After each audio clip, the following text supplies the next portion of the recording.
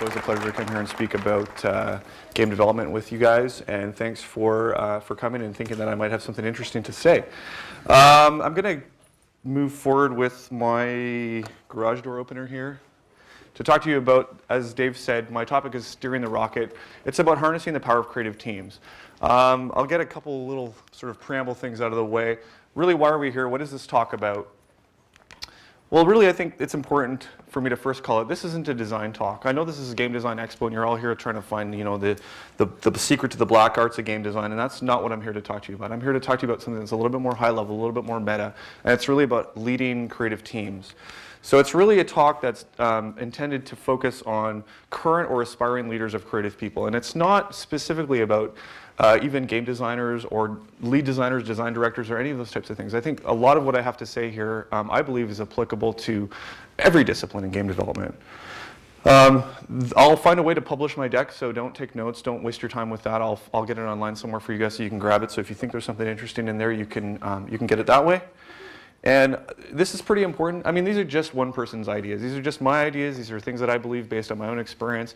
I don't think you can take my PowerPoint deck and follow it to the letter and expect that you'll have success, because, you know, everybody's situation is different based on what they're trying to build, the people that they have to build it with, the other kinds of resources that they have. Every situation is different. But I do believe that I am going to talk to you about some things that are truth. They're general enough that they should be applicable to a lot of different scenarios. So who the hell is this guy? Is there anyone here who's under 17? Okay, I have a screenshot of Space Marine in here that's pretty violent, so don't tell your parents. So I'm a game director at Relic on Warhammer 40,000 Space Marine, which is a third-person action shooter based in the Warhammer 40,000 universe, which, as some of you may know, is really one of the most beloved science fiction IPs ever created. It's a multi-platform gay AAA. I'm not going to spend a lot of time talking specifically about Space Marine, but I will give you the gratuitous screenshot. But as I said, this isn't about game design, this isn't about Space Marine, this isn't even about Relic, this is about leading creative teams. So just to be clear, I'm not going to be spending any time talking about Space Marine here. This is, although I think you can extrapolate that, I do believe strongly in these ideals, and this is how we try and work on the Space Marine team and at Relic. And presumably next year I will talk to you about, actually about Space Marine and some of the design goals and things that we've done.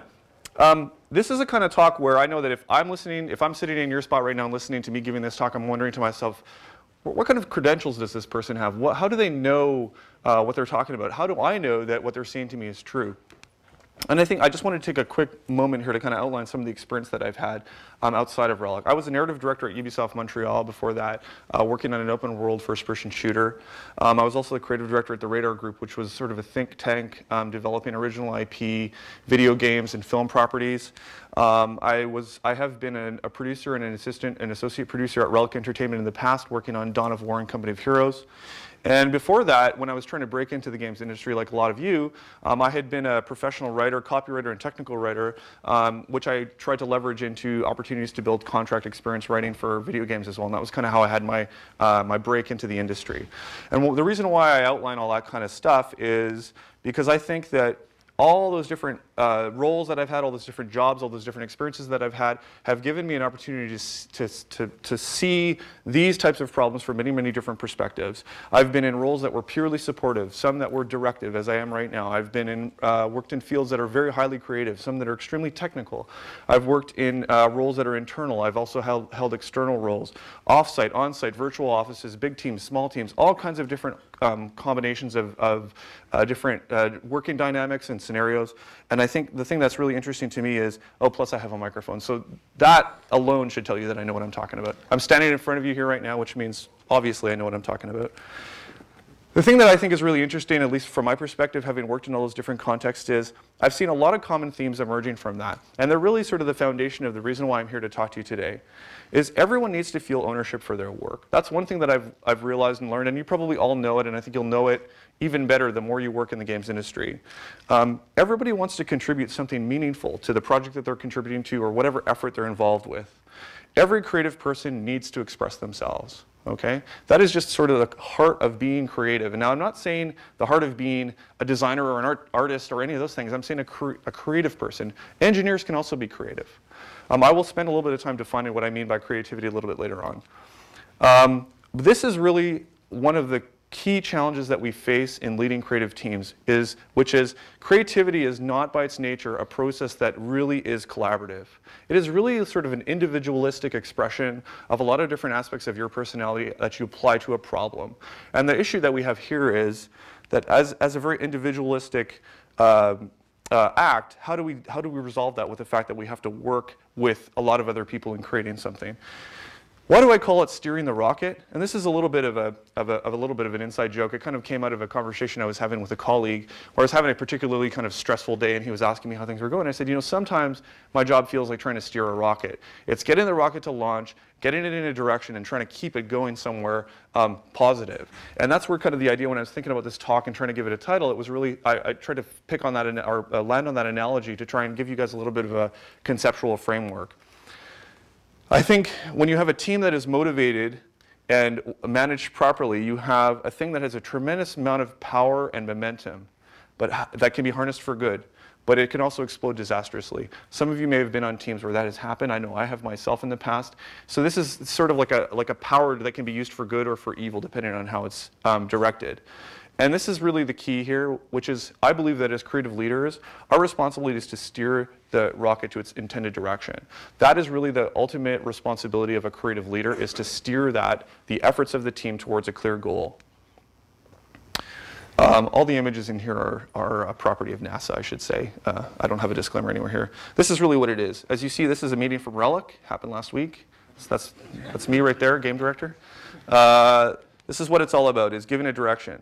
Wait a second though, this is where my talk starts to fall apart. Because I realize as I'm talking to you guys that what is the point of talking to you about steering a rocket if you don't even have a rocket to begin with? You may not have a team that's organized currently to be effective in this way. So before we can talk about steering a rocket, we really have to talk about building a rocket. So this is a problem for us. And so, you know, I really thrashed around in this. How am I going to resolve this problem? I've already committed to talking about this topic. I've already given VFS my title of the topic. I don't want to change it now. And I really sort of, you know, started to brainstorm on how I could change this. Maybe I could call it building a rocket instead. Maybe it's really building a rocket, then steering it somewhere. Maybe it's about making sure it doesn't blow up in your face. Maybe rockets is just not the right thing, right? It's okay though. We're just going to take a step back. We're going to realize, okay, steering a rocket is the second part. First, let's talk about some of the things that you need to do to kind of create a rocket to begin with. And you know when I say rocket, what I mean is a team that's working effectively together. Building the rocket. Okay, so what is the question that we're trying to solve here? How do you turn a group of creative individuals into an ICBM of unified creative potential? You have no idea how hard it is to find an image online with ICBM that's actually funny. I don't know if you can read this here. So yes, you can. Deliver in 30 minutes or less. Next one's free. Okay? You have to embrace some truths if you want to answer this question. So let's talk about some truths. To make games, we need our teams to be productive. What does it mean to be productive? It means you can make things. Okay? You can make things successfully. People are most productive when they're motivated and empowered. This is really a truth that I think we can all embrace. I think we all have been in situations where we weren't motivated and empowered and we weren't productive. So our goal as creative leaders and leaders in general is to make sure our people, our teams are productive, they're motivated and empowered.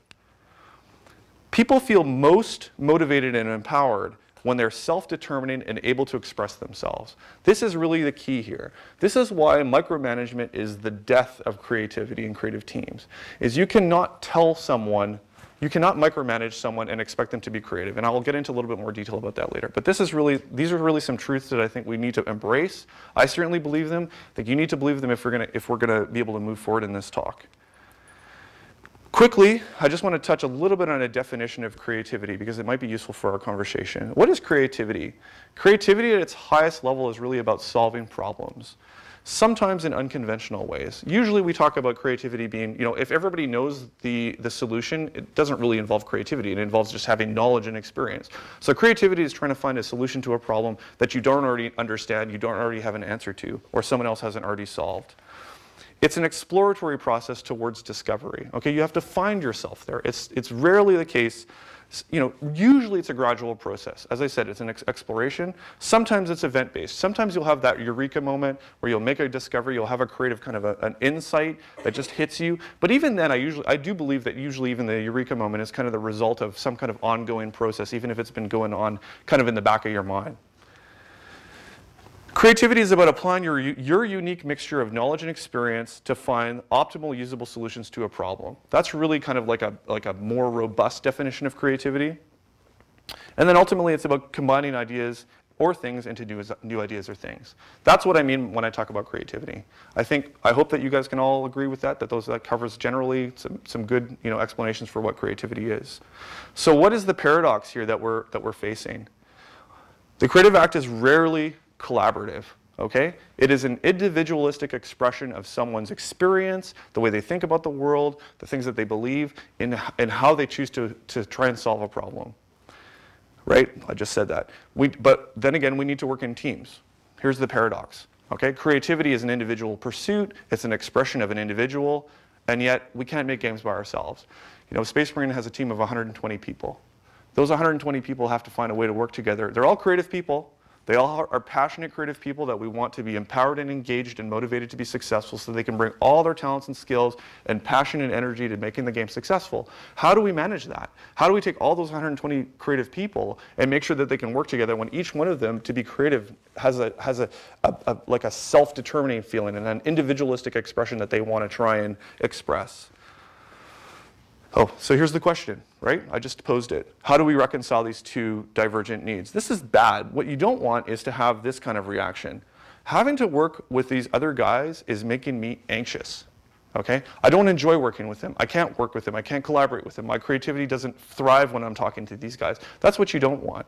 What is good is when you have that sense of collaboration. Look, when we work together, we're individuals, we have individual creativity, we have our own ideas, our own ways of solving things, but when we work together, we can accomplish things that we couldn't accomplish by ourselves, and we got the job done because we knew what we were trying to do. There's a way to find an equilibrium here, and we have to find an equilibrium. This anxiety and energy that exists, it can be very, very destructive if it's not channeled correctly. So we think about sort of creative energy as it's sort of neutral. It's not positive or negative.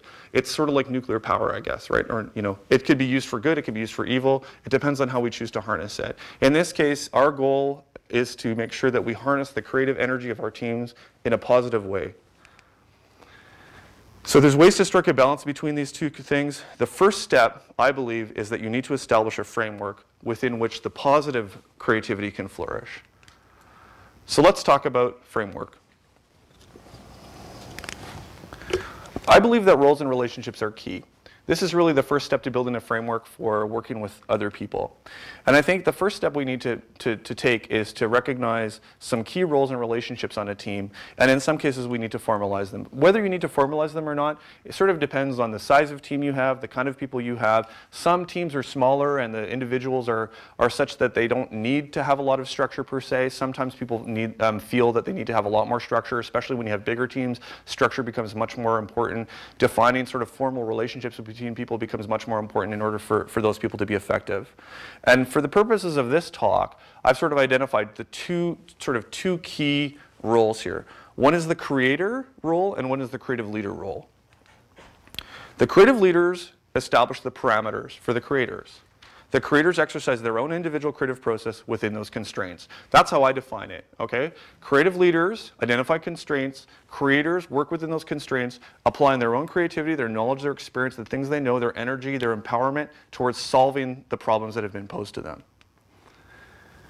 If you have a person like this on your team, you know he's a creative leader. Look at that stance. He's so confident, right? That's what you want.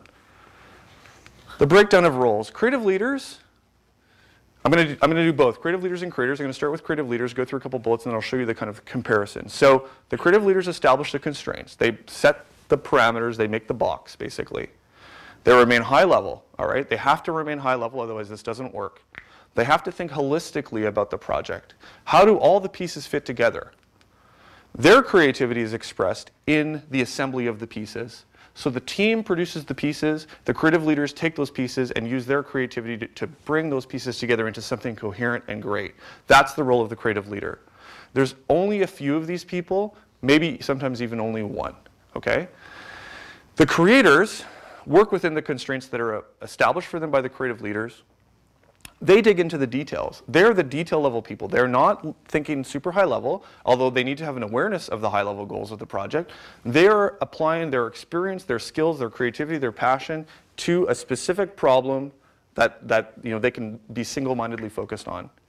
They have to think atomistically. What I mean by atomistically is exactly the opposite of holistically, which is they think about the pieces. They don't think about the whole. They have to be aware of the whole, but their challenge is to figure out the pieces. And their creativity is expressed through their interpretation of the piece. Okay, this is really, really important. There's creativity, two different kinds of creativity going on here. There's the creative leader who's establishing the parameters and the box and taking the pieces that are provided to them and unifying those pieces into a coherent experience, because we're talking about video games. And the creators who are taking the box that they are given and using their own creative skills, their experience, all the talents that they have to solve that specific problem. And there are many of these on a team. And I think these two roles are very, very important to understand and to acknowledge that whether you have them as formal roles or not, they do exist on your team. I believe even in small teams, even if you have a team of 2 or 3 people, maybe you're making a mod or something like that, I'm pretty sure one of you, even if you haven't said it, one of you is probably kind of the key driver of a lot of these things. Probably one of you through your personality traits or just the way you work together, probably you're the one that's kind of like bringing it all together. So you're probably the creative leader in that relationship. And why does this matter? Because creators need the freedom to push against boundaries. Part of the creative process is to look at a problem, understand the constraints, and find a solution. That, if you don't have any constraints, creativity has a much harder, it flounders, because it doesn't know where to go, it doesn't know what it's trying to accomplish. So it's really important to have that box, and the creators need to have freedom within that box to find the solution that works for them. The creative leaders provide the constraints so a good exploration can happen. What I mean by good exploration is whatever solutions the creator comes up with actually work within the game and satisfy the high-level intention of the game. Creators want to work along a what axis, not a how axis. And what I mean by that is they don't want to be told what to do or how to do it. They want to understand what you expect of them, and then they want to be able to deliver on that based on what they know, their own experience. They're the subject matter experts. They're the people who know how to do the work. So don't go in and tell them how to do it. Just tell them what you need them to do. And I think as long as you can recognize that difference, you have much more success in working with creative people. And really, creative people want to do that. I mean, some of them may not even want to work within a box, but you have to establish that box. Otherwise, you'll never make something at the end of the day. You'll never be able to finish anything unless you know what you're trying to build and you can set some kind of parameters around it. But it's really, really important that creative people don't want to be told what to do, how to do the what. They just want to understand what you need. And my reference earlier to micromanagement was specifically about this point, is micromanagement destroys this relationship. Because you take a creative leader who has the authority to go and tell a creator how to do their job, and what are you asking the creator to do now? They become purely an implementer. You're not giving them the opportunity to express any of their personal creativity at all in finding a solution to that problem. So you won't have an empowered person on your team. So creative leaders provide the command intent. And the notion of command intent comes from the military. And it's essentially the idea that when you go sort of high ranking in the military, a general can't know, it has no ability to understand or know every little decision that's getting made on the battlefield. They don't need, and they can't provide guidance on a soldier-by-soldier level, except maybe in video games, of how to do the job. What they need to be able to say is, I need you to take that position. Okay? And then that command intent, take the position, gets translated through the hierarchy below them, so the officers and the soldiers in the trenches and whatnot, as they each use their creativity and how they're going to solve that problem. And that's, I mean, I hate to use a military example because I don't want to make it sound so hierarchical, but that's what command intent means, and that's where it comes from. Creators need to be able to focus single-mindedly on their goals if they're going to be successful. And creative leaders need to be able to keep their eyes on the horizon. And that relationship is really, really important. That doesn't mean that the people that are being creative, the creators that are making the stuff, don't need to understand what's on the horizon. They need to understand how their work fits into the big picture, but they can't have anxiety about the big picture. They can't wonder what the big picture is. They can't be worried that there is no big picture. Right? So you have to, as a creative leader, you have to be able to make your team feel confident that you have a vision, that you know where the team is going, you can help them understand how their work fits into that overall goal. But they have to, because they have that confidence, they don't have to worry about it. They can focus 100% on the work that you need for them to do. And these two roles exist in a state of symbiosis, meaning one cannot exist without the other. It's really, really a partnership, a relationship that has to exist. It's not, it's really, as I said, a symbiosis. How do you foster a creative culture in your team? I thought it was interesting to call out sort of the nature of the word foster. It's quite an old word, and it has to do with the sense of nourishment or feeding something, which I think is an interesting kind of, it's an interesting concept. I think fostering a creative culture is the paramount responsibility of the creative leader. It's really their only reason for existing. It is your responsibility to make sure that you create a culture of positive creativity for your team. That's why you exist. A damaged or broken creative culture is one of the most destructive things that you can have on a project or in a team. It's also one of the most difficult things to fix. If you establish clear roles and responsibilities early on, if you set the right and create the right environment for creativity to happen early on in your project, you can make sure that you don't have to deal with these things, or you can mitigate these issues later on. It's very, very important. Let's talk about atmosphere. How do you create an atmosphere where creativity can thrive? I mean, that's really what we're talking about here. At first, you have to evaluate your creative environment, your organization, how you communicate together, how people work together, how do they sit together. So let's break it down a little bit. Organization. This is really, we could have a whole presentation just about how team structure or how to organize teams. Obviously, we don't have time to do that here. But I would encourage you to ask yourself these questions about your current team. Do you have a structure that empowers individual creators? I'm not going to get into what that structure is. Just ask yourself, do you have a structure? When you look at your team structure right now, honestly, does it empower individual creators to do their work? Do you have the right people in leadership roles? Based on how I describe creative leader and creators, do you have the right people to make sure that happens? Do you have creative leaders that are, feel that the need to enforce their own creative solutions on people in the team? If you do, those are not the right people. Those are not creative leaders. Those are creators with too much authority. Does everyone on your team understand who gives them direction? This is really, really important because of a point I'm going to make when I get to communication in the next slide. But everybody on your team needs to understand who gives them the direction and who gives them guidance. And I make a distinction between those two things. Guidance is suggestion and opinion, and based on my experience, I think you should da-da-da-da-da. Direction is based on the intention of the game or the goals we have or what we're trying to solve right now. This is what I need you to do. That's direction. That's the distinction that I make. Everyone on your team should understand the difference so that they know when person X comes to them and says something, they know, okay, when that person says it, it's direction. When that person says it, it's guidance. I get it. I don't have to be confused about worrying, when that person says it to me, does that mean it's direction? Do I have to follow them? Do I have to now follow up with that other person who did give me the direction and it's contradictory and I don't know what I'm supposed to do? Oh my God, I just want to go home. Right? You don't want that to happen. Right? Bad. You don't want this. I hope someone knows what I'm supposed to be doing. You don't want that. What you want is, I'm confident and without anxiety. Right? That's what you want. You want everyone to look like this guy, except the women. Communication, very important. This is something that I made a note here thanks to Pixar. It's an article that many of you have probably read. I read it again recently. I've seen it a whole bunch of times. There's an article that Ed Catmull from Pixar wrote called How Pixar Fosters Creativity. And he makes a very, very important point there, which is that the org chart of your team and your company is not the same thing as the communication flow. And this is something that a lot of companies get wrong. I know I've gotten it wrong in the past in team structures in the way that I've worked with people. It's not the same thing. You can be organized a certain way, a hierarchy of decision makers, et cetera, et cetera. That doesn't mean communication only happens along those lines. What you want is you want maximum communication and absolute clarity on who makes decisions. That's the best combination of things. If you establish that the org chart is the communications flow, you'll have so many communications bottlenecks you'll not be able to do anything. So you've got to find a balance between these two things and recognize that they're not the same thing. And you have to feel, as a creative leader, you have to feel comfortable with the idea that people are going to have conversations. They're going to be talking about things that you're going to want to jump in and say, no, it has to be like this. You have to let it go. You have to say it's okay. Those people go away and talk about it, and they'll find a solution. And if you've done your job right, by the time you hear about it, they'll come to you with a solution, a proposal. They'll say, this is, we understand the problem better. We have an idea of how to solve it. This is what we want to do. Nobody's going to go ahead and do it without letting you know. And you have to just accept that. You have to get comfortable with that idea. Let the process, happen the way that it needs to happen. And just take a step back and wait for people, give them the opportunity to come to you when they're ready. As I said, you want to encourage maximum interactions between people on your team. Everybody should be able to talk to everybody. That's really, really critical. This is important as well. No meetings without documented decisions. How many of you have been in long meetings where you talk about a lot of intense stuff and then after you leave the meeting you don't know what was decided? Oh, come on. Honestly? Only, yeah, that's more like it. Okay, everyone, we've all been in that situation, right? So this is a good rule. I think this is a good rule to have anyway, no matter what you're doing.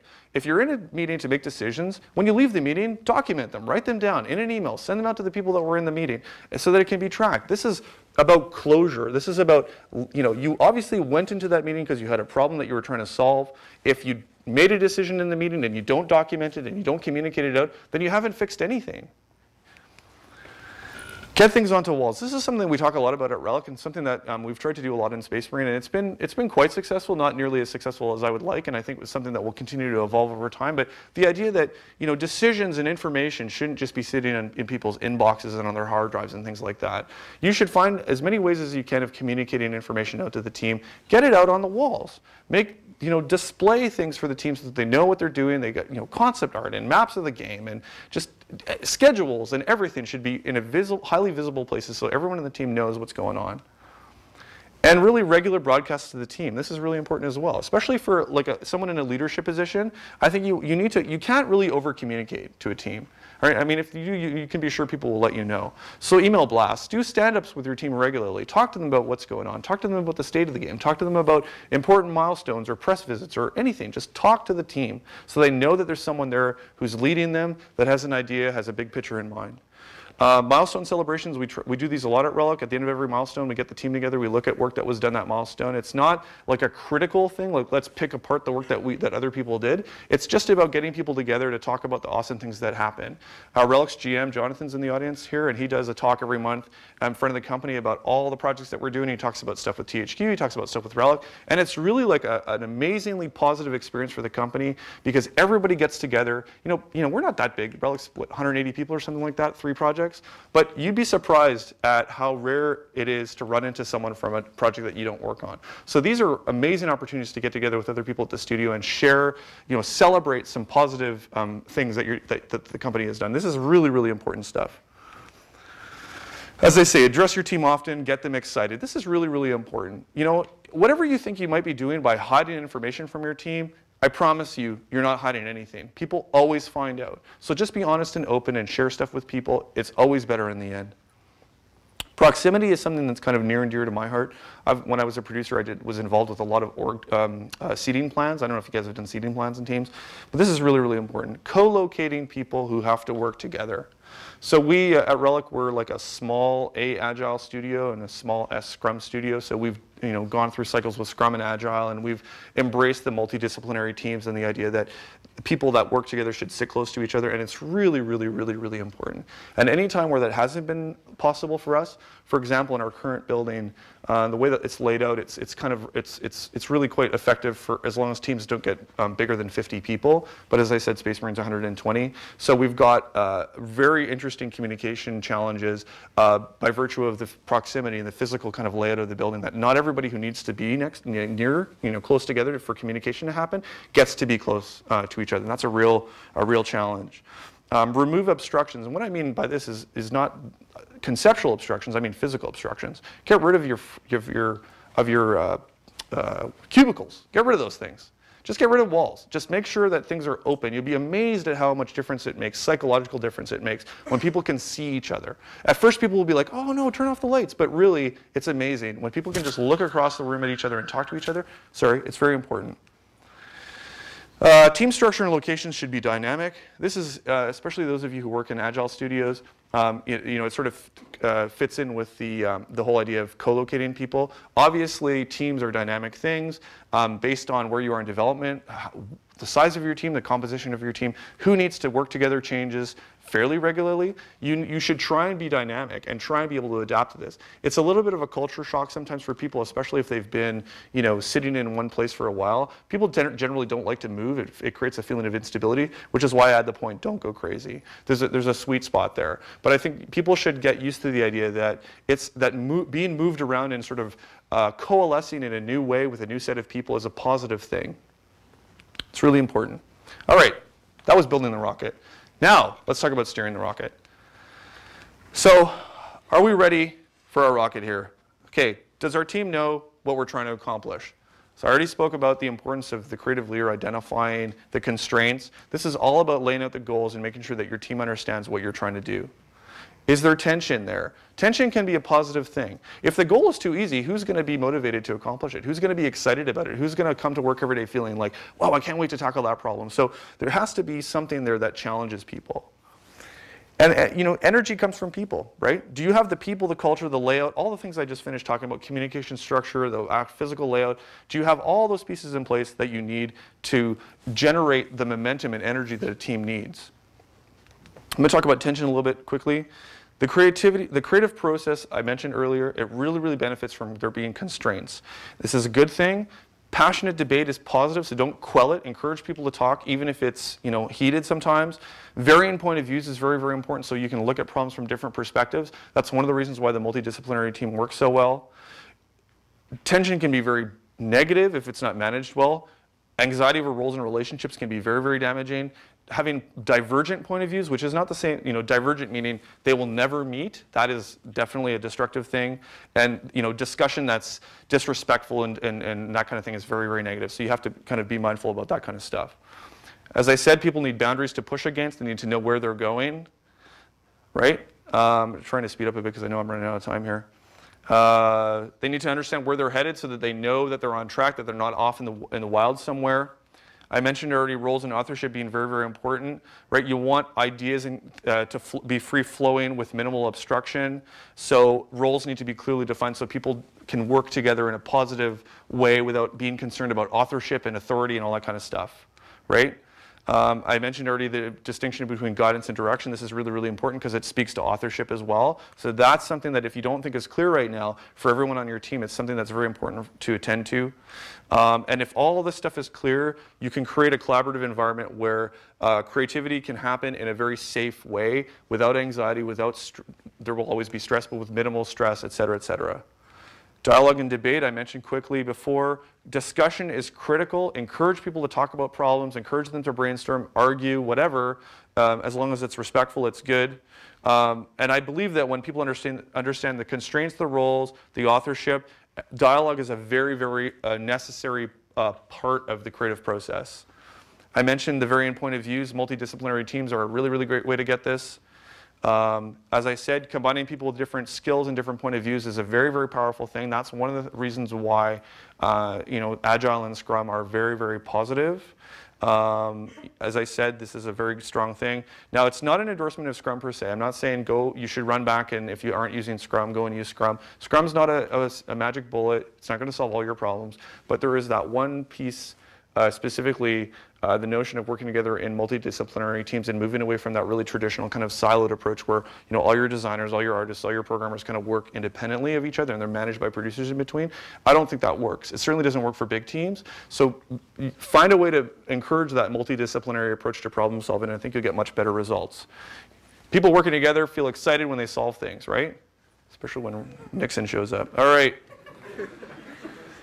Creative leaders, you need to cast a clear vision for your team. You articulate it with finesse. Get in front of your team. If you don't feel comfortable speaking in front of people, you need to fix that. You need to be able to get in front of people and be encouraging, a passionate speaker, communicate effectively, get people excited about stuff. That's one of the big reasons why you're there, is you're an evangelist for the project. You're there to get people excited and make them feel passionate about the goal that you're trying to accomplish. Use all the means at your disposal. If it's one-on-one meetings, do it. Infographics on the wall. Jonathan's always bugging me about doing that, getting more stuff on the walls, more infographics to communicate ideas to the team, and it's very effective. Team talks and presentations. Whenever there's new people that join Space Marine, I gather them in groups, and I have like a game direction presentation that I do. It's one of the earliest things that I try and do with new people in the team so that everybody understands when they come in kind of what we're trying to accomplish. It's very, very important, because the worst thing is when you join a new team, and you've all been there, right? You join a new team and you're like, I don't really know what the game is, I don't know who the people are, I don't know what I'm supposed to be doing. It's just like, it's not a good way to start, right? So I think if you get in there right away, you lay out you lay down the groundwork, you make people feel, okay, you know, this is good. Someone here has an idea of what they're trying to accomplish. The team has a structure. They have a goal in mind. Sure, not everything is perfect, but at least we have an idea of what we're trying to do, and that's all good. And one of the greatest pleasures that I take in what I do every day is those moments where people try and evangelize to me using logic and arguments that I've been making to the team. And that's when you know that you've succeeded. So when you put forth, like, let's say a philosophy about how a certain thing with game design or art direction or whatever it happens to be, and then you start hearing that from other people, you know that you've been successful because that's become part of your team culture. So keep an ear open for that stuff. It's very, very important. Communications, I've kind of hit on this a million times already, but this is really, really important. Every major feature or content area needs an owner. That's another thing I think you should be sure of. So everyone on your team should have a general idea of who your leads and supervisors are and who your major sort of feature and content owners are so they know who they need to talk to. As I said, encourage lively debate that's respectful. Identify the constraints and communicate them effectively and consistently to your team as much as you can. That's something that producers are really good at. It's something that everybody should be involved with. Use your leads and supervisors to spread your message, all right? Evangelize your message, and they are your front line, in communicating that to the team and the people that they manage. And this is important as well, the notion that you have to let your creative evolve, especially over the course of a project. There's no way that you're going to lock something down in early concept development that's going to last throughout the entire development cycle. It's very, very rare that it happens. So you have to be comfortable with it and provide the opportunity for it to happen based on knowledge that you've gained or better inputs, meaning you get new people, or you have better information from your publisher, or a new console is just on the horizon and now you know a little bit more about the thing that you're trying to build for, et cetera, et cetera. You have to be able to adapt and be dynamic and be able to take these inputs in to strengthen the overall project as a whole. You have to be willing to replace ideas with better ideas. Okay? This is really important. Not just different ideas, but better. Okay? Sometimes it's very, very seductive to kind of go into a situation, especially when you have some authority and kind of want to noodle with stuff. But you have to ask yourself honestly, like, is my solution better than what's there right now, or is it just different than what's there right now? If it's different, leave it alone. Okay? Your ideas as a creative leader are not always better. Not necessarily better. And in fact, if they're just the same, the other idea is better because someone else came up with it and they'll be more excited about it, be more empowered by it, and they're the ones that'll probably have to do it anyway, right? So that's a really important thing to keep in mind, is being a creative leader is not about having all your ideas end up in the game. Being a creative leader is about providing that atmosphere and the guidance, that sort of, that positive guidance, so that everybody brings their passion and they're empowered in their creativity to the problem solving. This is what you want. You want people to say this: that's an even better idea than what I had. I can adapt to that, instead of, no, that's not my idea. I'm not open to that. I don't want to talk about that. I don't want you to come here with your ideas. I've got something that I like and I'm comfortable with it and I just want to leave it alone. You don't want that because you're probably missing out on a lot of good ideas that might make your game better. Be honest and agile, right? You have to acknowledge that creativity is a living, breathing, dynamic process. It never, ever stops until you put the game in the box and it goes out the door. All right? Someone will tell you that you have to stop at some point, but it's a process that continues to unfold. It's not something that you just talk about once a milestone. It's not a bullet on a marketing checklist. It's part of your culture that you have to live and breathe every day you work. You can't plan for everything. You need to be able to adapt. No matter how well you schedule, no matter how well you plan things on paper, if those of you who think you still write design documents and you think they matter, it's never going to work. I promise you. You've got to be flexible and dynamic. All right? Look. Hey, it's time to be creative, right? Someone comes in with a chart. Hey, creativity time. No, it doesn't work like that. This is the hardest thing for creative leaders, okay? This is the hardest thing that you will face. Your vision will be tested every day. Your team will push against you every day, right? You will need to prove yourself every day, and you will not always have the answer, but the team has to proceed anyway, all right? And this is why it's like steering a rocket. This is what it is to be a creative leader. You have to embrace it. Everything is unfolding according to plan, all right? It's no big deal if you fail, right? Right, it is a big deal if you fail, clearly. If you get it right, there's nothing you can't accomplish, including putting a guy on the moon, right? If that even happened. Questions?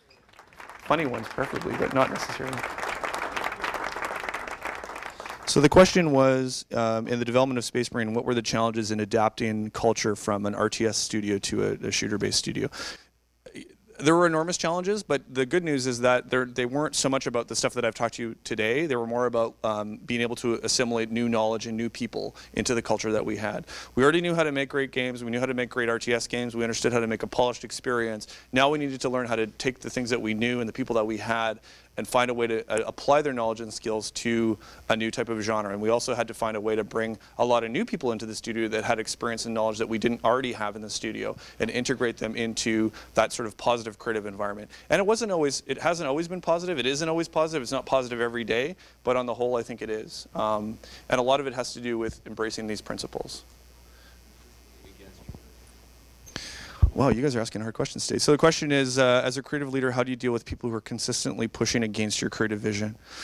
You know, this is one of the most challenging things you have to do is deal with people who don't want to get on board, right? And I mean, you have to look at your job somewhat as you're a salesperson as well. You're an evangelist. It's your job to be an effective communicator, to be able to get people inspired about something. I think you need to always be open and listen to what people have to say. Sometimes what reads as, I don't want to get on board with your vision is just an expression of other underlying issues. Once you understand those, sometimes you can resolve them that way. Ultimately, though, if you have someone on your team that just doesn't want to get on board with making the game that you need to make, then you don't need them on your team.